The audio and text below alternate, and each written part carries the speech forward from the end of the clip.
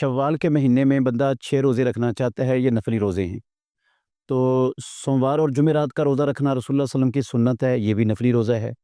इस तरह अय्याम बीस के रोज़े रखना, ये भी रसूलुल्लाह सल्लल्लाहु अलैहि वसल्लम की सुन्नत है। तो हर महीने की 13, 14 और 15 तारीख के।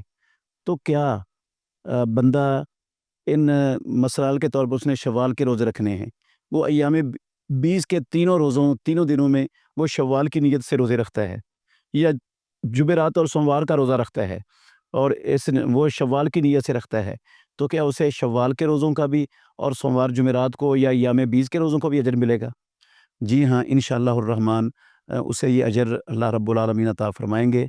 ये नफली इबादत हैं और नफली इबादतें एक से ज़्यादा एक नीयत के साथ जमा हो सकती हैं। जिस तरह तहियतुल मस्जिद है, तहियतुल वुज़ू है, अगर बंदा वुज़ू करके मस्जिद में आया है और आकर उसने फ़जर की सुन्नतें अदा की हैं, तो ये फ़जर की सुन्नतें भी अदा हो गईं, तहियतुल मस्जिद भी इन्हीं में अदा हो गया और तहियतुल वुज़ू भी इन्हीं में अदा हो गया। फिर तहियतुल मस्जिद और तहियतुल वुज़ू अलग से नहीं पढ़ने पड़ते।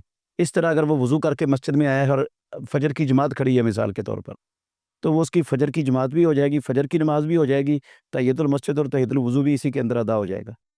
अलबत्ता जो होते हैं ना फ़राइज़, वो 2 फ़राइज़ को एक नीयत में नहीं जमा किया जा सकता, वो अलग-अलग ही अदा करने पड़ते हैं।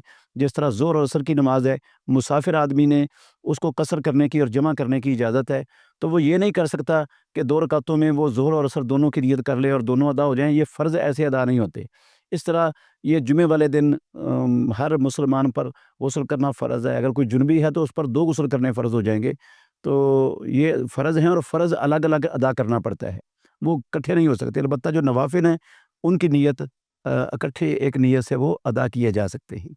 बाकी वल्लाहु तआला आलम।